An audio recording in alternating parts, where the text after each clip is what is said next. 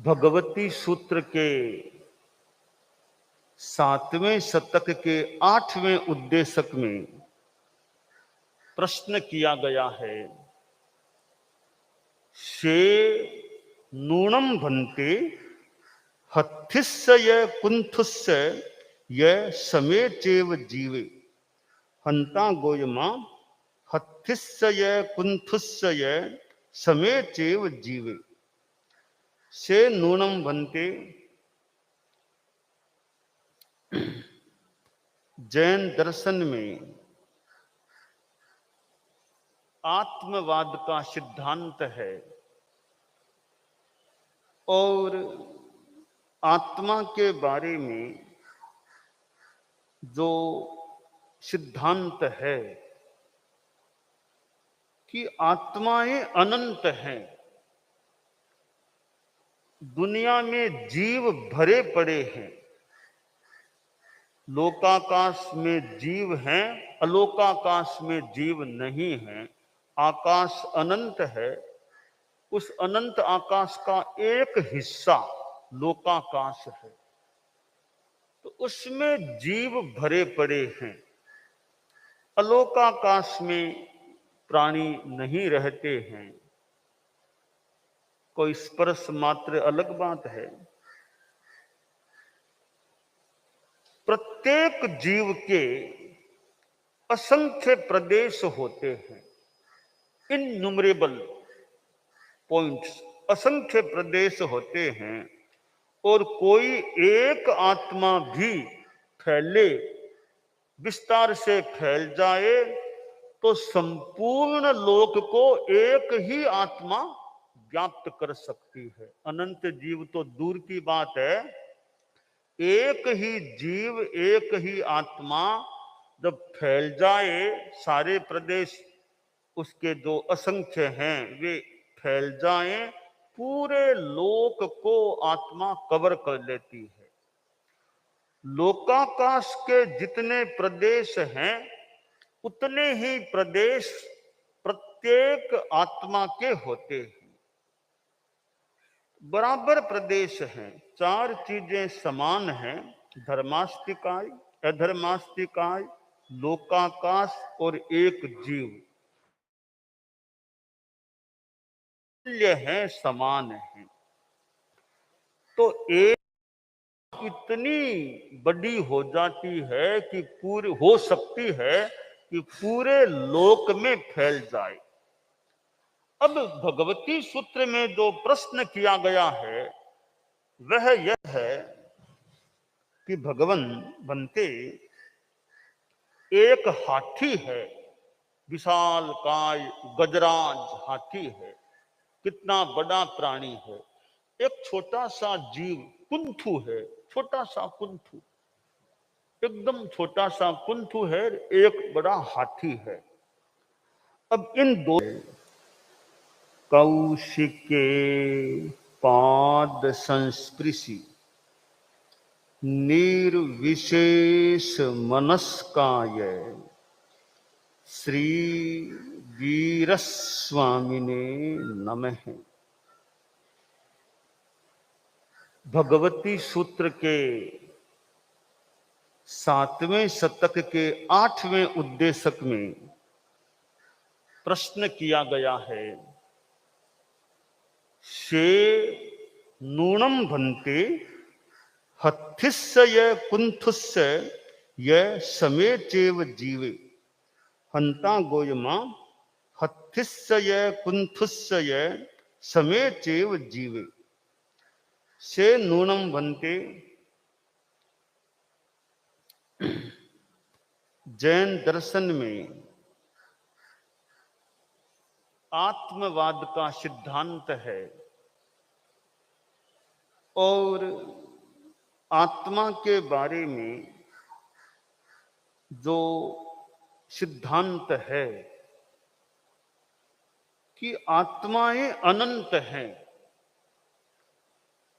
दुनिया में जीव भरे पड़े हैं। लोकाकाश में जीव हैं, अलोकाकाश में जीव नहीं हैं। आकाश अनंत है। उस अनंत आकाश का एक हिस्सा लोकाकाश है। तो उसमें जीव भरे पड़े हैं। अलोकाकाश में प्राणी नहीं रहते हैं। कोई स्पर्श मात्र अलग बात है। प्रत्येक जीव के असंख्य प्रदेश होते हैं, इनन्यूमरेबल पॉइंट्स, असंख्य प्रदेश होते हैं। और कोई एक आत्मा भी फैले, विस्तार से फैल जाए, तो संपूर्ण लोक को एक ही आत्मा व्याप्त कर सकती है। अनंत जीव तो दूर की बात है, एक ही जीव, एक ही आत्मा जब फैल जाए, सारे प्रदेश उसके जो असंख्य हैं वे फैल जाएं, पूरे लोक को आत्मा कवर कर लेती है। लोकाकाश के जितने प्रदेश हैं, उतने ही प्रदेश प्रत्येक आत्मा के होते हैं। बराबर प्रदेश हैं, चार चीजें समान हैं, धर्मास्तिकाय, अधर्मास्तिकाय, लोकाकाश और एक जीव। साल्य है। तो एक इतनी बड़ी हो जाती है कि पूरी हो सकती है कि पूरे लोक में फैल जाए। अब भगवती सूत्र में जो प्रश्न किया गया है वह यह है कि भगवान बनते एक हाथी है, विशाल काय गजराज हाथी है, कितना बड़ा प्राणी है। एक छोटा सा जीव कुंथु है, छोटा सा कुंथु, एकदम छोटा सा कुंथु है, एक बड़ा हाथी है। हमारी आत्मा होगी, ये एक बच्चे आदि के मन में, थोड़े बड़े आदमी के मन में भी जिज्ञासा या प्रश्न उठ सकता है कि वो जीव छोटे बड़े हैं एक समान है। इस संदर्भ में यह उत्तर दिया गया कि समान है, दोनों के जीव एक समान है। क्योंकि एक समान है, यह कैसे हो सकता है कि हाथी में तो इतनी बड़ी आत्मा होगी, इतना बड़ा शरीर है, कुंथु तो बहुत छोटा सा शरीर है उसका, उसमें भी उतनी ही आत्मा और हाथी में भी उतनी ही आत्मा, दोनों में समान कैसे हो सकती है। अब इस बात को उदाहरण से समझाया गया है कि समान कैसे है समान। तो शास्त्र में भगवती सूत्र में उदाहरण दिया गया, कूटागारशाला, कूटागारशाला का एक उदाहरण दिया गया है। हम यूं समझें, एक शिखर के आकार वाली कोई मकान कह दें, कोई कमरा कह दें, हॉल कह दें, वैसा कुछ है, शिखर के आकार वाला बताया गया है। भीतर और बाहर दोनों ओर से लिपी हुई है, वह गुप्त है, गुप्त द्वार वाली है। आप यूं समझें, एक कोई छोटा सा कमरा है, एकदम बंद है, बहुत पैक है। उस कमरे के अंदर दरवाजे से मान लो एक आदमी गया, हाथ में दीपक ले गया, और भी कुछ चीजें अंदर है। अब उस दीपक को उस कमरे के अंदर रख दिया, अब कमरे को बिल्कुल बंद कर लिया, एकदम दरवाजा बंद हो गया है, अच्छी तरह बंद है, कोई खिड़की है ही नहीं, दरवाजा पैक बंद है। अब वो दिया वहां जला हुआ रख दिया, तो वो दिए का प्रकाश कहां तक जाएगा? दिए का प्रकाश कहां तक जाएगा बताइए, बताइए कहां तक जाएगा?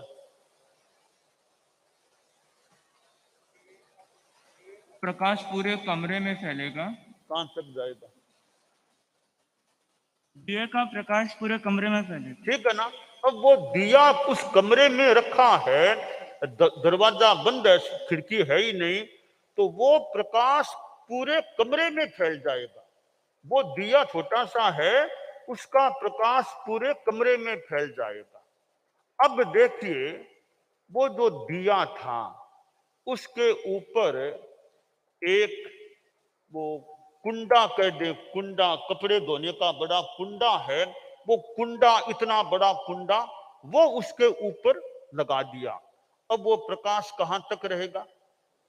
अब वो प्रकाश पूरे कमरे में नहीं फैल पा रहा है, मानो कुंडे की उस अवगाहना के भीतर भीतर फैल सकता है। अब मान लीजिए उस कुंडे को हटा करके छोटा सा कटोरा, कटोरा ऊपर लगा दिया, अब प्रकाश कहां तक फैलेगा? अब कटोरे को भी हटा दिया, एक छोटा सा गत्ता, गत्ता छोटा सा कुछ बना करके उसके ऊपर लगा दिया, अब प्रकाश कहां तक जाएगा? वहां तक जाएगा ना। तो दीपक तो वो का वो है, पहले पूरे कमरे में प्रकाश फैला हुआ था, बाद में कुंडे तक के अवकाश में प्रकाश फैला हुआ, फिर एक छोटे कटोरे तक में, तो एकदम छोटा सा ढक्कन वहां तक फैला। तो दीपक वो का वो है, प्रकाश का फैलाव ज्यादा कम ऐसे हो गया। इसी प्रकार कि आत्मा तो एक समान है। अब जो हाथी और कुंथु अलग अलग है, वो भी एक उदाहरण है ही। यहां तक हम उदाहरण ले लें कि एक कुंथु है, उसमें छोटा सा शरीर है, वहां तक आत्मा है। वो कुंथु मरकर के हाथी की योनि में चला गया। अब जो आत्मा कुंथु के शरीर में फैली हुई थी, वो ही आत्मा, वो सेम आत्मा अब हाथी के शरीर में फैल गई है।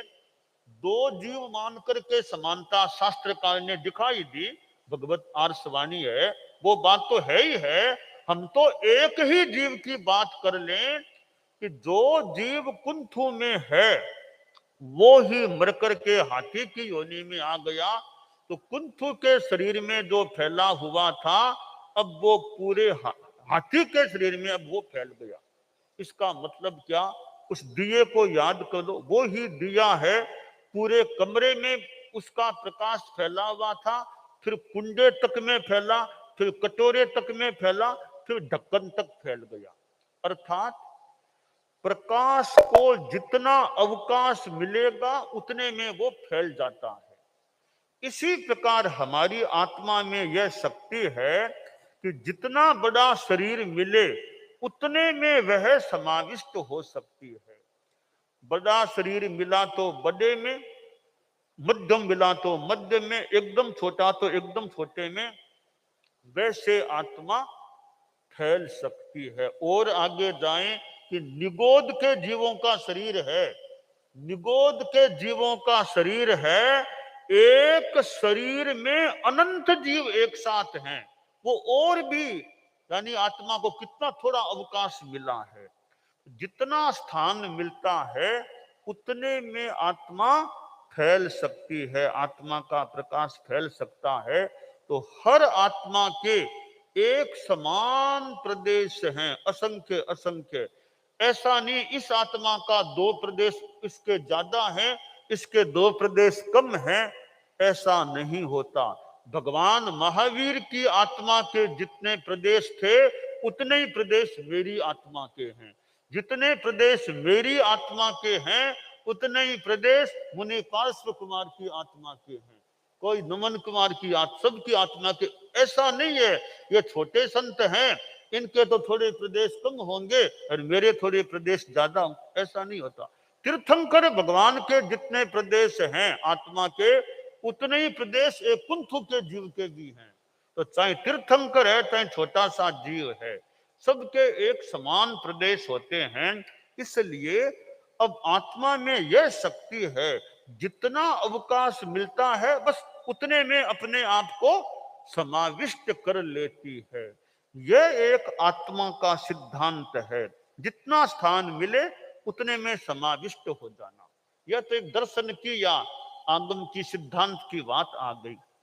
अब हम इस बात को इस रूप में देखें, एक शिक्षा ग्रहण कर सकते हैं, हमारे संत लोग भी हैं। और तो देखिए कि जितना स्थान मिले उतने में अपने आप को समाविष्ट करने का प्रयास करना।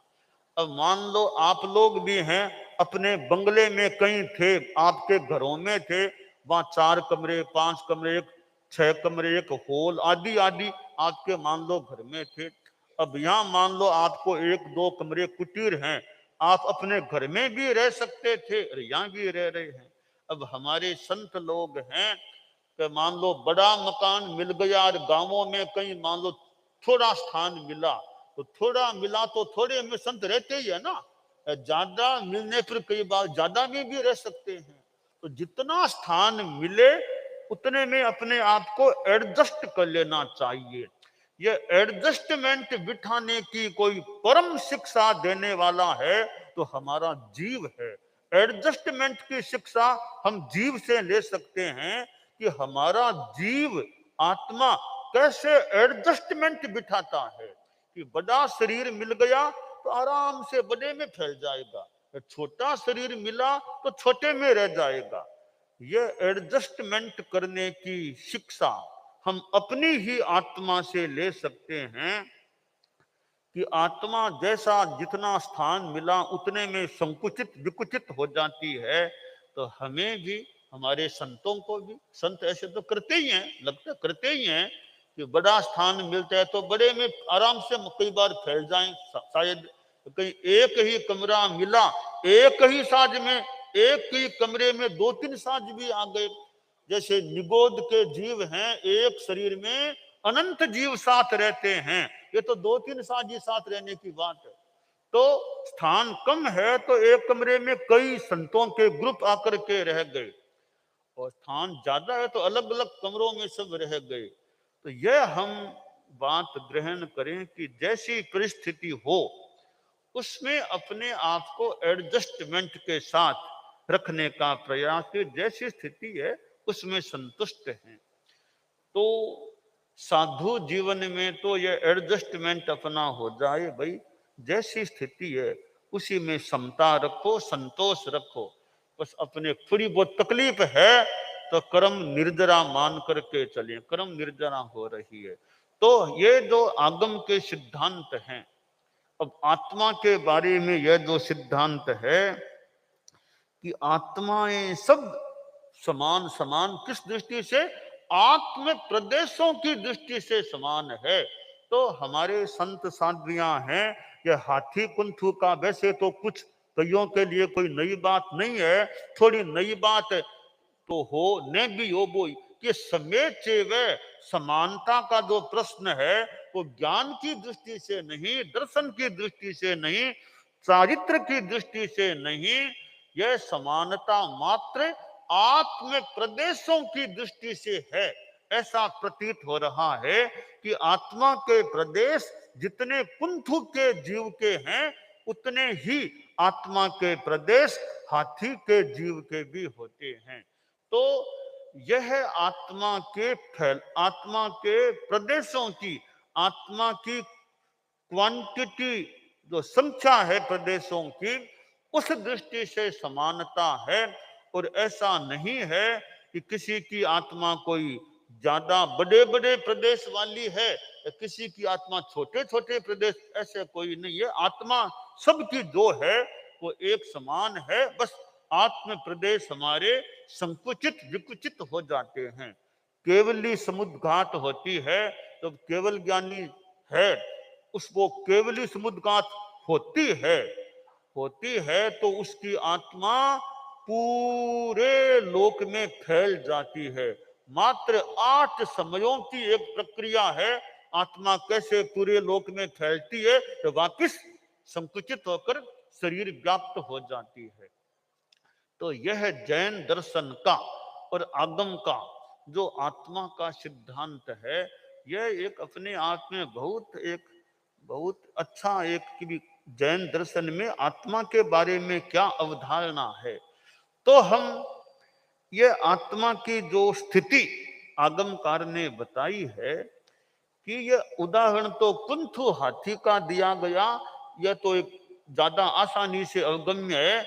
और आगे जाएं तो कुंथु क्या और भी छोटा निगोद का शरीर है, उसमें भी जो अनंत जीव हैं उनमें भी प्रत्येक जीव की आत्मा और हाथी की आत्मा समान है।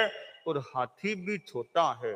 हाथी से भी बड़े बड़े प्राणी, पता नहीं समुद्रों में मत्स्य, मगरमच्छ आदि बड़े बड़े प्राणी हैं, तो उनकी भी आत्मा और निगोद के एक जीव की आत्मा भी प्रदेश की दृष्टि से दोनों आत्माएं समान होती है। तो भगवती सूत्र में यह जो आत्मवाद की बात हाथी और कुंथ के उदाहरण से समझाई गई है कि कैसे दिए का प्रकाश पूरे कूटागार शाला में जैसे फैल जाता है, उसके स्थान में फैलता है, तो वो और छोटे और छोटे और छोटे अवकाश में भी फिर उतने में भी सीमित सिमटकर रह जाता है। इसी प्रकार हमारी आत्मा है, वो हाथी जैसे शरीर में भी फैल सकती है, तो आत्मा कुंथु जैसे शरीर में सीमित होकर के भी सिमट कर भी रह सकती है। तो यह आत्मा का मानो स्वभाव है, उसमें फैलने की भी शक्ति है, उसमें संकुचित होकर रहने की भी शक्ति होती है। दानान शठम अभयपयाणम सच्चे सुया अणवज्जं वयंती तवेषु या उत्तम बंभचेरम लोगुत्तमे समणेनाय पुत्ते। सुना साउंड आज आज आज आज आज आज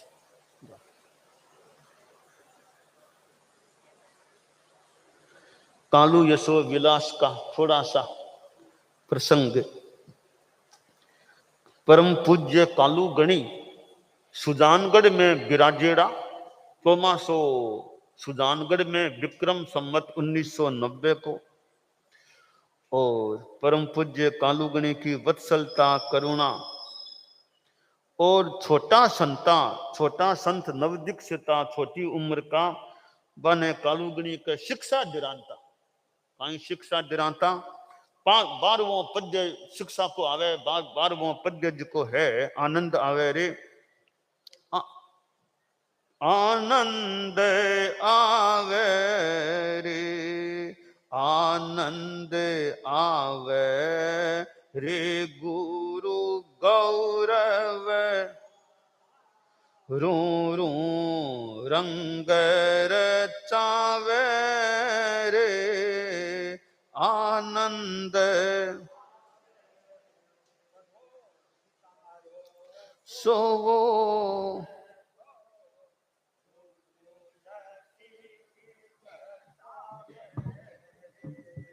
सहज बणी पोषाण बाल मुनि कठिन परिश्रम थावे रे, आनंद आवे परम पोष पूरी स्वतंत्रता मुझने नाथ दीरावे रे, तीन कारण निर्माण स्वपर रो नित स्मृति पथ सर सावे रे, आनंद आवे रे। हजारी मल जी राम कुरियारी बाहेरी मन भावे रे, ऊपरली मंजिलरी मेरा नित स्मृति पथ सरसावे रे, आनंद आवे रे। सम्मुख कमरो नई रकमरो प्रवचन गुरु फरमावे रे, चहल पहल रंग रड़ी गली में नित स्मृति पथ सरसावे रे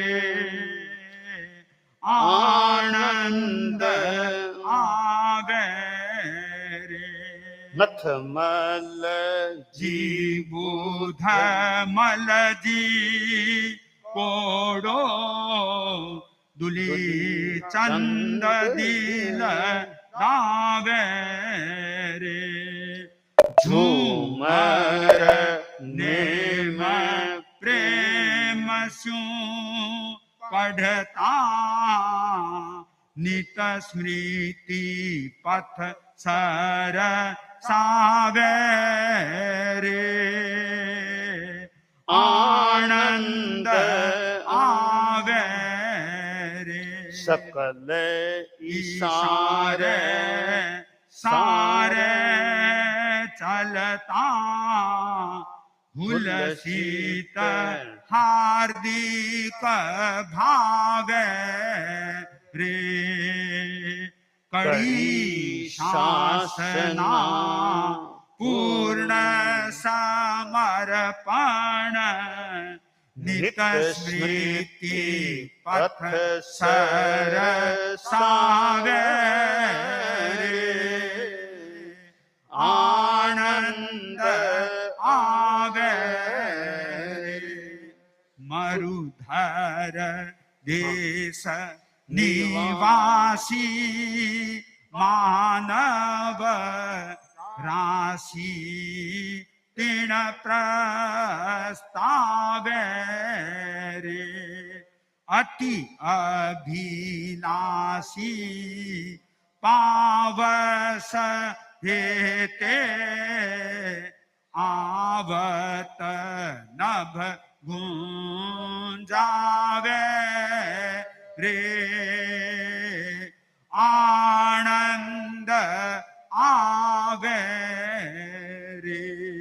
तो सुजानगढ़ में गुरुदेव कालूगणी को चौमासो हो रहो है और वह स्थान हजारीमल जी रामपुरिया की हेली और ऊपरली मंजिल की मेड़िया सामने नई रकम को कमरो गुरुदेव को व्याख्यान हुए है और मुनि तुलसी के मानो अंडर में अनेक संत हैं नथमल जी जिका आचार्य महाप्रज्ञ जी बनिया बुद्धमल जी स्वामी दोलित ऐसे कई संत हा जिका सकल इशारे सारे मानो इशारे से चालने वाला हा जिका ने मुनि तुलसी के अंडर में मानो रहने को मौको मिलो है।